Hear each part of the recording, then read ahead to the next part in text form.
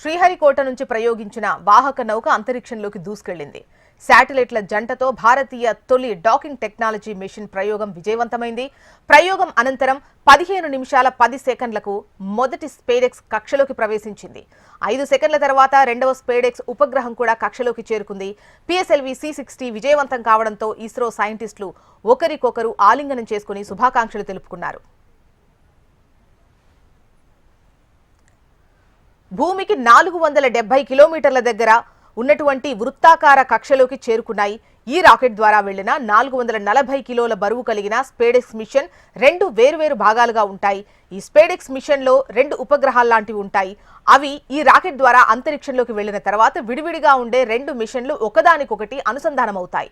వృత్తాకార కక్షలోకి ఈ స్పేడెక్స్ మిషన్ ను తిప్పుతూనే డాకింగ్ పరిశోధనలు నిర్వహిస్తారు. భవిష్యత్తులో ఇస్రో నిర్మించనున్న భారతీయ అంతరిక్ష స్టేషన్ కు వ్యోమగాములు వెళ్లినప్పుడు వారు వెళ్లిన మిషన్ ను అంతరిక్ష స్టేషన్ కు అనుసంధానం చేయడం, తిరిగి రావాలనుకున్నప్పుడు విడిపోవడం వంటివి డాకింగ్ టెక్నాలజీపై పరిశోధనలు నిర్వహించడానికి ఈ స్పేడెక్స్ మిషన్ ను ఇస్రో ప్రయోగిస్తోంది. దీనివల్ల ఇస్రో ఎన్నో ప్రయోజనాలు పొందుతుంది.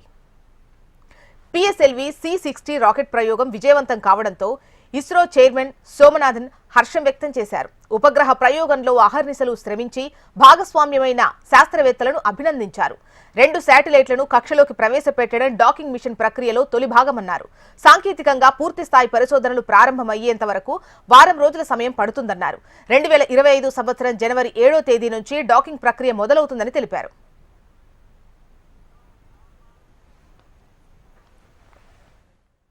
PSLV C-60 launched SpaceX. That is a prayojanam. So the launching of the SpaceX happened very well. It launched the satellite to 475 km orbit very well.